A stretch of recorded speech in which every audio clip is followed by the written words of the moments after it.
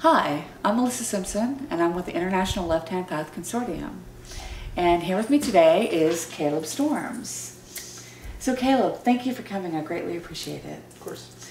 Awesome. So now you're presenting at the Left-Hand Path Consortium. Could you tell me just a little bit about what you're going to be presenting about? Well, I mean, the idea came when, during one of the first Left-Hand Path meetings, they asked me to present and kind of bounce a couple of ideas around. And so I'm going to be presenting about the ego and in relation to left-hand path work and putting it in proper perspective, basically. It's going to be, so I'm not exactly sure what that's going to look like yet. I mean, I got a year, basically, to figure that out. Right. But I know it's going to be based on that whole idea of how the ego can benefit us and how it can also not benefit us in work, in magical work, magical practice. Very fascinating, very fascinating. So also you're doing a ritual of the Black Sun. Yes. Please, tell me more about that. Well, the Mass of the Black Sun is based off the Gnostic Mass, Okay. the Gnostic Eucharistic Mass, which means the transmutation of normal substances into magical substances and then the ingesting of those, just like a Catholic Mass.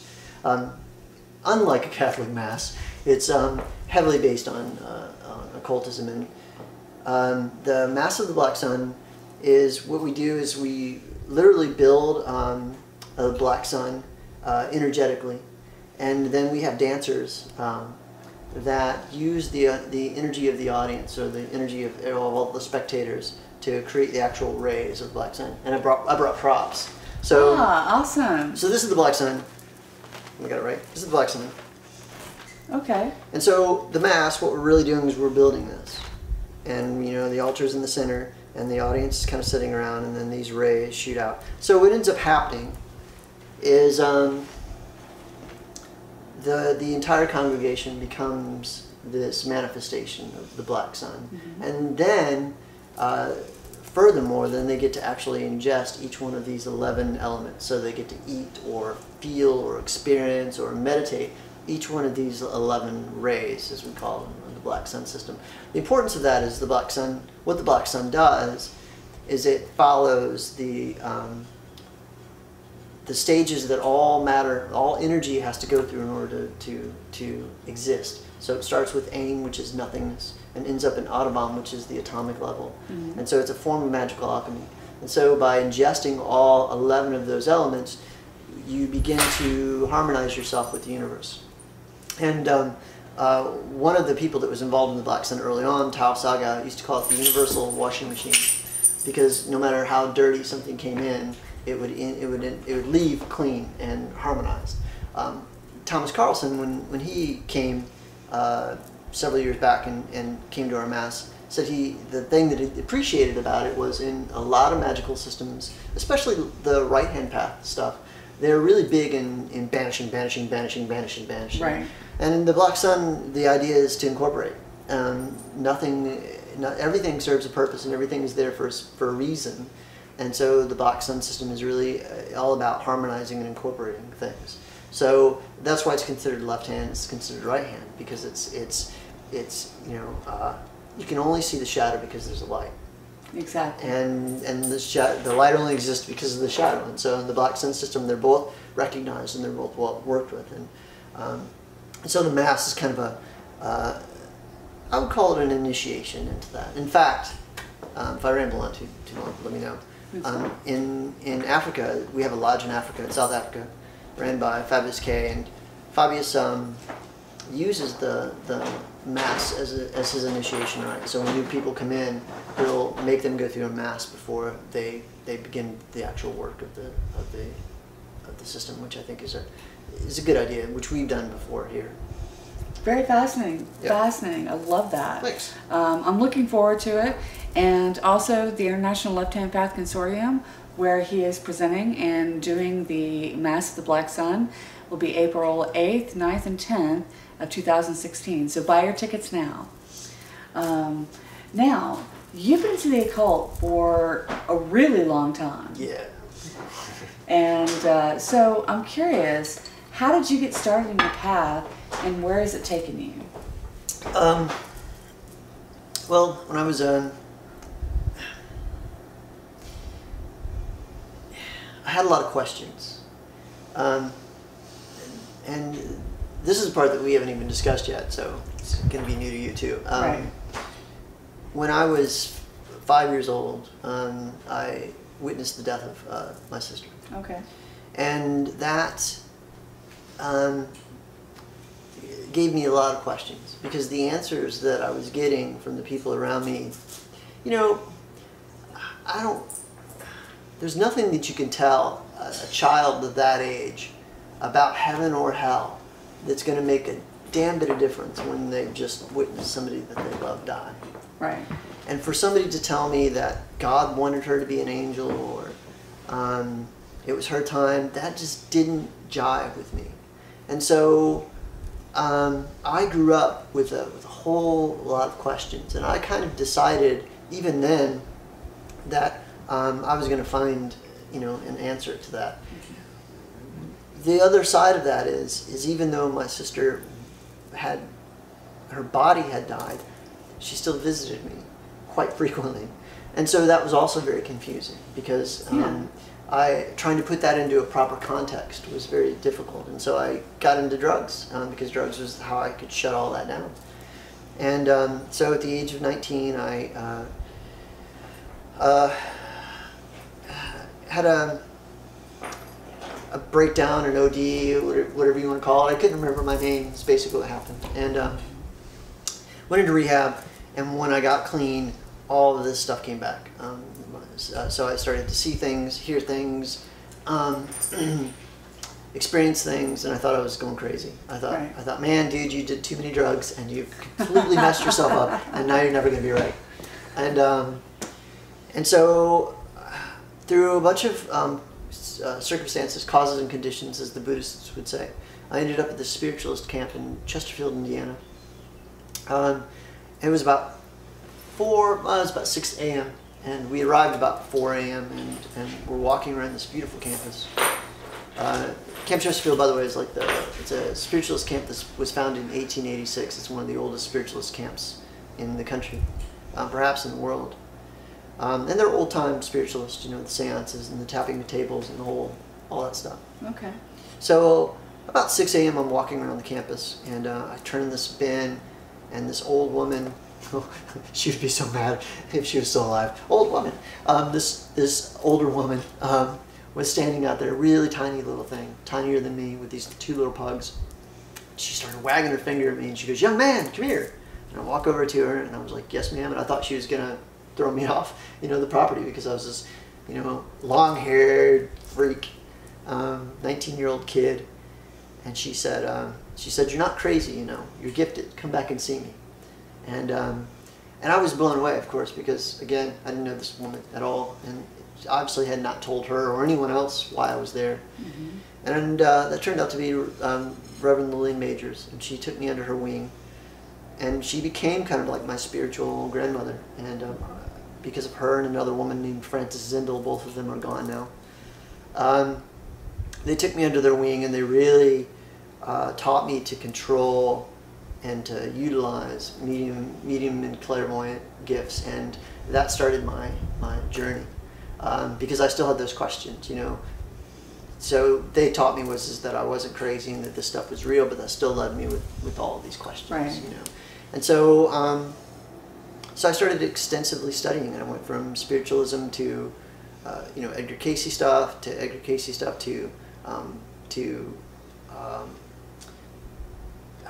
Christian mysticism. Christian mysticism led me to the Kabbalah. The Kabbalah led me to Crowley. Crowley led me to the Enochian system and Goetia, and intense cult study. In fact, for a period of time I lived in Virginia, and we were all in this house. There was a bunch of magicians in this house, and each one of us was really involved in some crazy stuff, and it was maddening. It's amazing that we didn't go crazy. But that was where the Black Sun system came into being. It was during that time. I was starting to put all these different elements together.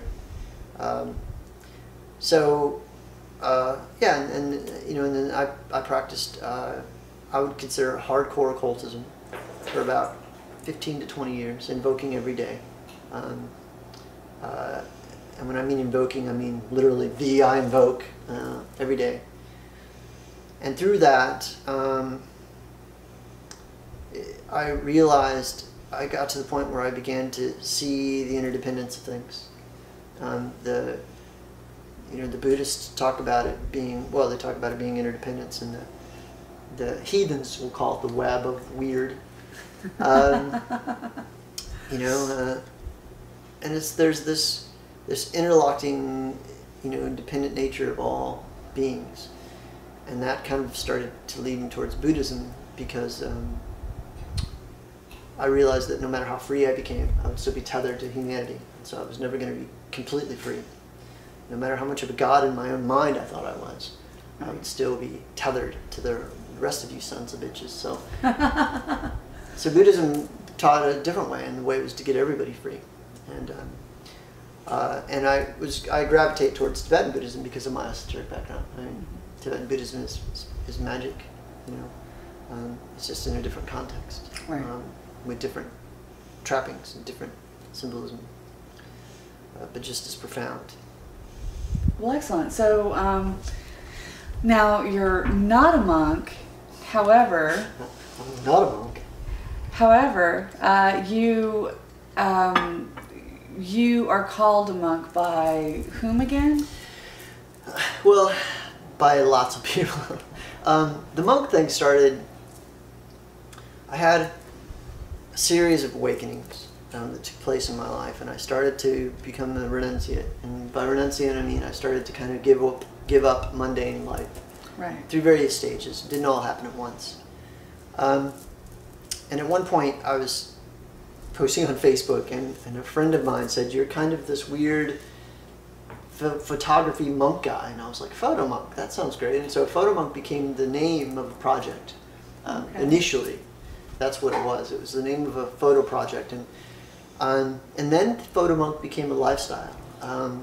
It became because I in 2011 I had a party at my house, and I gave away, well, it was 11-11-11 based on the black sun, because 11 rays of the black sun. And right. so at 11-11-11 I had everybody over at my house, and it was my goodbye party, and I had them take something of mine, and I gave away everything that I owned, and what I didn't give away I threw away. And I initially was set out to go to Indiana and kind of live this monastic life, but that didn't work out, so I just traveled for 2 years. And I met monks everywhere I went. And when I started to realize that I had, in fact, to become monastic, was when I was in Indiana, of all places, in Amish country, and I was driving with my cousin, and we passed this big golden Buddha in the middle of Amish country in Indiana. I'm like, "What was that?" And he goes, "You're going to make me turn around." I'm like, yes, I am. So we turned around, and it was this Laotian monk who we met and befriended and sat with. We got him a Buddha and gave it to him, and then a year later I stopped in and seen him again, and he goes, "Oh, I'm so glad to see you." And because people ask me where I got this Buddha from, because it was a really bright red ceramic Buddha, which is why we got it for him, because he would definitely remember it. Right. And he goes, "Oh," he goes, "I tell them that I got it from a man that looked normal on the outside but was a monk on the inside." And that was the first time that somebody in the monastic community referred to me as a monk. And I looked at it as being a compliment, Absolutely. And then I told him that he was the first person that's ever said that I looked normal on the outside. To which we both laughed. And then I presently study with Gala Rinpoche, who's he's a Tibetan Rinpoche, which is a reincarnation of a master. Okay. He's the 7th Gala, and he will. I don't know if this is a slip of the tongue. Well, I tend to believe that people like him don't really make mistakes. Right. But when he talks about monastic life, he'll say monks like us, and the way that he says it, I feel included. I don't know if he means to include me, but I feel included when he makes those statements. Right. But I did approach him about becoming an actual ordained monk, and what he told me was that I serve a very vital purpose, being who I am, Right. because I understand their culture and I understand our culture. And so people like me help to kind of bridge that gap. And that if I became an ordained monk, I would basically be locked away, you know, and I would no longer serve that purpose. So I've taken that as my mission, you know, to kind of be that bridge. But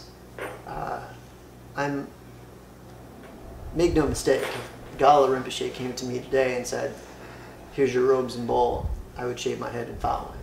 Right. I mean, that's just what would happen, because that's where my heart lies.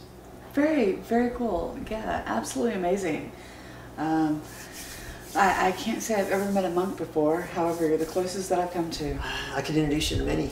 There you go. Right on. I hang out with monks and psychologists, it seems like, all the time, for whatever reason. Caleb, you had mentioned the Black Sun as far as there's going to be a Mass at the International Left Hand Path Conference. So could you tell me more about the Black Sun? Sure. The Black Sun is it's a system of magic, and it's based on Thelemic and Gnostic ideas, basically, and Kabbalistic ideas.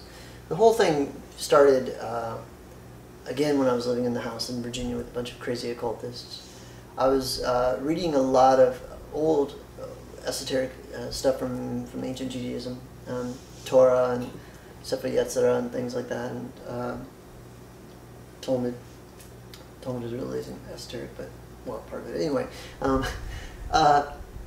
And they kept referring to the three veils in Kabbalah, which are the three non-existent planes, Ein, Ein Sof, and Ein Sof Od. And even in Western, you know, Hermetic mysticism, there's references to them. But there's never any real way of approaching them that's practical. And so I thought, in my 20-year-old wisdom, that true power lied in that darkness. And it's interesting because, well, a lot of, I think, left-hand path practitioners find merit in that, and that's, you know, they seek the power that's in the darkness. And that darkness is, you know, because that darkness is the essence of all creation. You know, all things come from that dark room. And so it started off with really just a way of trying to figure out how can you practically utilize non-existence when it's non-existence? How is that even possible? So I started to do a lot of, at the time I was doing a lot of reading in everything. And so I was studying Platonic, Plato's theory of geometry, Pythagoras' theories of numerology and harmonics, sacred geometry and things like that, physics, and Hebrew gematria and all that stuff. And so it kind of dawned on me that the only way that you could possibly work with non-existence would be to represent it in some way, like through sigils or talismans. And that those sigils or talismans would have to be numeric and possibly geometric in order to work, because you had to really, you know, it had to be a true representation of those ideas. And so I decided that math was the way to go. And so I started representing Ein Sof Od as 0.000, 0.00, 0.0. And so then I started working the Tree of Life instead of going from, in traditional Tree of Life you have the 4 worlds. So instead of the 4 worlds I suddenly had 7. Okay. Because I was taking energy from Ein all the way down to Messiah. And so I did that for a while, and I realized that there was still some gaps. Like there would be bridges of energy that would be hard. Like it was very hard to get energy from Ein Sof Od into Atziluth. And so, which again, I looked at math, and of course, because how am I going to get from point 0 to 0? There's that point in between. And so the point in between, I decided, was what's come to be known as the higher self, or Crowley called it the HGA, the Holy Guardian Angel, or the Godhead, or whatever you want to call it. And in our system we call it the Adonai, because Adonai in Hebrew means Lord, but it specifically means my Lord. So it's like the personal connection that we have with divinity. And so that became the bridge between Ein Sof and Absolute. So now I had 8 stages of existence that the energy went through. And so then what was happening, it was getting to Asaya and it was creating change within my world, but it wasn't creating any change inside of me. So, which means that the change wasn't long lasting, it wasn't true alchemy. So I wanted the energy to go deeper. So then I figured, well, you know, again, one of the people that involved in the Black Sun early on used to always say that magic takes place in the body, and I think that's partially true. Definitely we perceive it in the body.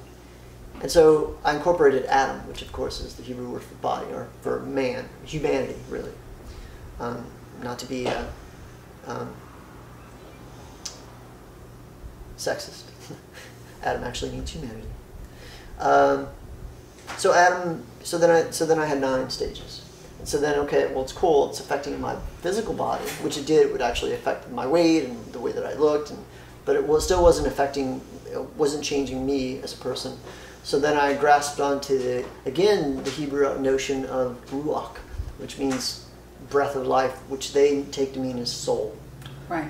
And so then I had 10 stages. So then I could take energy from emptiness, nothingness, and put it into my soul, which is true alchemy. But then again, well, and then this is where it gets really thelemic. In Crowley's Book of the Law, the 3 stages are Hadit, Nuit, and Rahul Kuit. And Hadit, of course, is the infinite smallness, which is the part that I was missing. My infinite smallness was not there. I had Nuit, I had Ain, which is infinite, the vast, the vastness. And the Book of the Law said that I had to have Hadit and Nuit to give birth to Rahul Kuit, or to fit into the formula of the Nuan. And at the time, I was really into Crowley's Book of the Law and the work of the Nuan. And in fact, I was very opposed to the old, as he said, the old systems. I was very opposed to the OTO and the Golden Dawn and all those systems. I thought that I was better because they didn't see these stages that I had recognized, and I was continuing on where Crowley had left on, and their rituals were the ones he was talking about being black, and my language was the new language, and you know, and that the Black Sun was definitely, of course I didn't call it the Black Sun at that time, but this system that I was working on was definitely the new system for the AM. Because I was an egotistical little 20-something-year-old. Odd thing is there's some truth to all that. But anyway, several years later, I'm like, So then I realized I started, because I was studying quantum physics, I decided that the Atavam, or the atomic level, was the last portion that I was missing, because what is the smallest? What is infinite smallness? It's the atom. And atoms collapse, they disappear and reappear. And so Atavam would become Ain once again, and the whole process would so then I had 11, which was perfect, because Abrahadabra, oh, I can show, this is a great time for props. Abrahadabra is 11, right? Right. And Abrahadabra is the formula for the new Aeon. Awesome. So that's why there's Abrahadabra. So suddenly, I had 11 rays. It's called the Black Sun because it represents Rahul Kuit, and Rahul Kuit is the midnight sun, the sun of midnight. And so that was the formulation of the system. And I really thought at that time that I was, you know, in the Book of the Law, and you guys can chastise me for this and call me an idiot, but you know, in reading the Book of the Law, it says one will come and he will, you know, reveal the new teachings. And I thought I was that dude, you know. I thought I was the one that was prophesied about, and the Black Sun was that system that was going to read you everything. But then I caught myself and I realized that there's a big mistake, because I was looking at everybody from Scientology to Mormons. I'm sure I just offended everybody with this statement. fell into the trap, and this is the trap. And not just them, but so many. I mean, you can look at anybody that has anything, actually, any kind of organization, esoteric organization, and there's the genuine seekers, and then there's the revolutionists. And the revolutionists, what happened is that they have a personal awakening, and they think that awakening is meant for the entire world, and it's really just their own personal awakening. And so I realized that that's what was happening to me, is I had this personal awakening, that this system was very valid for me, that it definitely worked for me, and that it was creating mad change in my life. I mean, mad, crazy change in my life. And so it was very powerful for me. And I left it at that. And decided maybe it wasn't meant for the world, and that was just ego grasping. And the Black Sun taught me that, because the Black Sun, through this constant tearing down and restructuring of myself, it was like, that's ego. So fast forward 15 something years. I'm standing in Little 5 Points, working at a shop. I had been kind of done with the Black Sun system and had started my pursuit in Buddhism.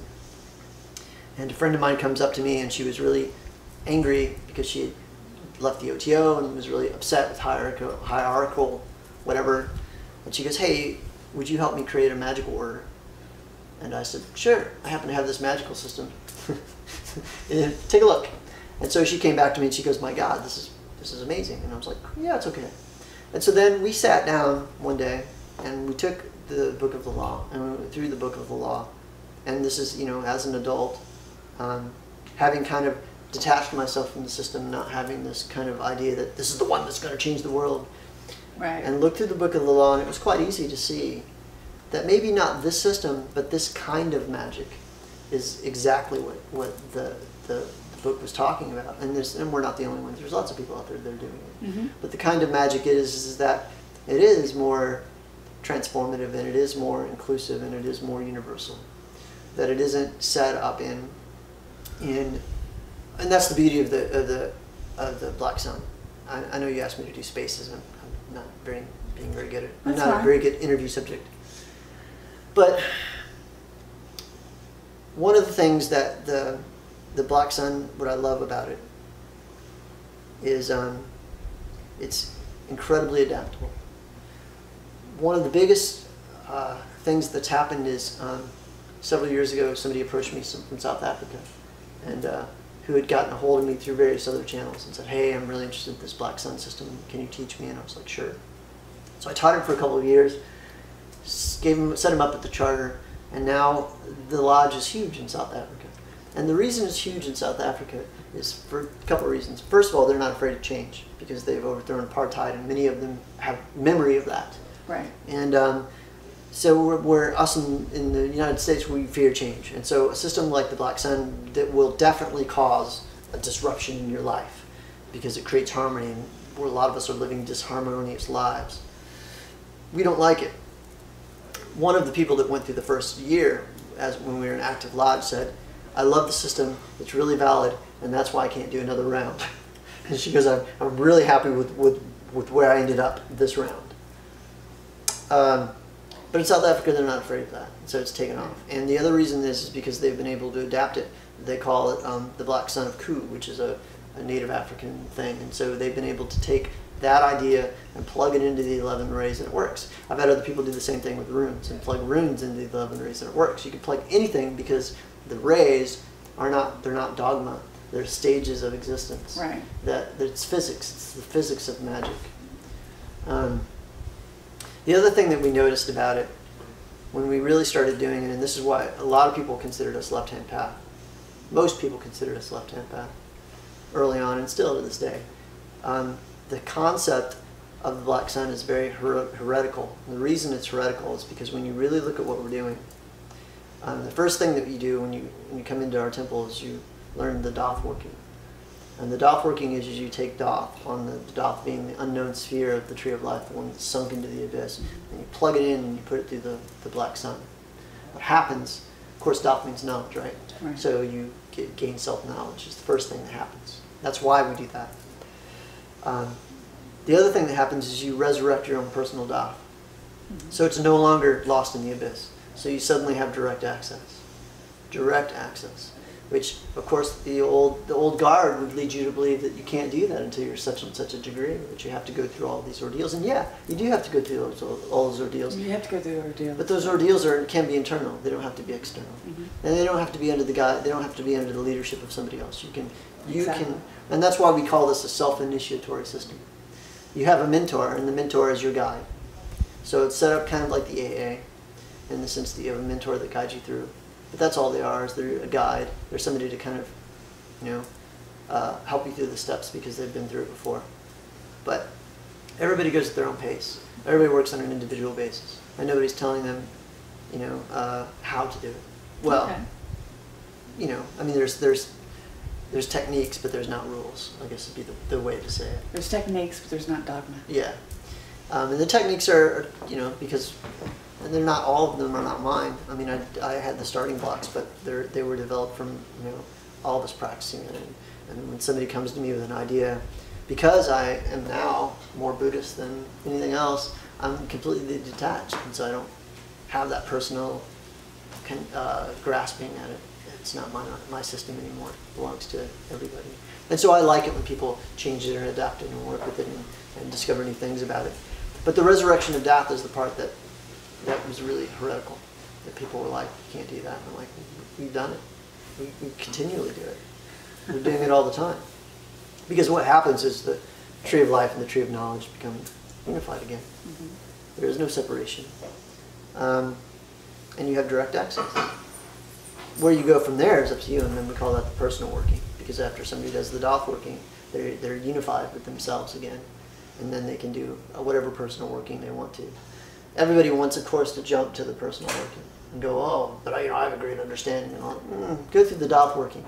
And there's not a single person that's gone through that they haven't been like, okay, I'm going to rethink what my personal working. Because everybody who comes in, they're like, I want power and I want knowledge and I want this. And I'm like, do the doth working. And then you'll see through the doth working what you will have to do to get those things, and your tune will change. Absolutely. You know, and so it's a very humbling path. I've never had a single person do the system and not have anything happen. When I tell people that it will change their life, you know, we see that so much on self-help books, and you know, this will change your life. But I mean it, and they don't get it. People think that they want their lives to change, and I think that they do. But they want it to change in a way that they feel they're in control of. The black sun can sometimes feel very much like a roller coaster, and very dark at times, and very Babe of the Abyss-ish at times. The way that I explain it is, you're dropping something. I mean, we begin working with non-existence. So the only way to observe non-existence, because it doesn't exist, is to observe its effect on something, like gravity. We can't see gravity, but we can see gravity's effect on things if we drop them. Absolutely. And so the only way to understand non-existence is to see it next to something. So that's why we do the doth working. You see, so how does non-existence affect knowledge, affect doth? You know, and then how does it affect this, and how does it affect that? So when you're doing that, it's like gravity. It's like dropping something from the top of a building. And if we don't have the awareness to see where that thing is going to land, then we have no idea where it's going to land. And so a lot of times that's how the working feels if we're not skilled at self-reflection or skilled at self-honesty. It feels like we're out of control and we're falling. But that's what a mentor's for. The mentor's been through it and they're like, oh, no, you're fine. It's supposed to feel like that. You're fine. It doesn't feel fine, but you know. And to me, it's funny because when I first started teaching this openly to people, I'd gone through it for 15 years, and so it was like such a familiar process to me. Right. You know, people would be like, my life is falling apart. And I'm like, of course it is. This isn't great. And they're like, no. I'm like, it will be. It will be. So that's the system and the idea, and you know, it's still a mentored system. We don't meet regularly. We do masses every once in a while. And it's very loosely non-organized, very organic. It probably needs to be a little bit more organized. I should probably take a lesson from my student, like Fabius in Africa, and be more on top of it like he is. But I like the mentored system because everybody gets what they personally need out of it. That's awesome. That's very awesome. And again, I'm Melissa Simpson, and I'm with the International Left Hand Path Consortium. And this is Caleb Storm, and I'm thankful that he came to visit us. Thank you for coming, Caleb. I greatly appreciate it. You're wonderful. And I can't wait to see your presentation. Thanks. Peace out, yo. Peace.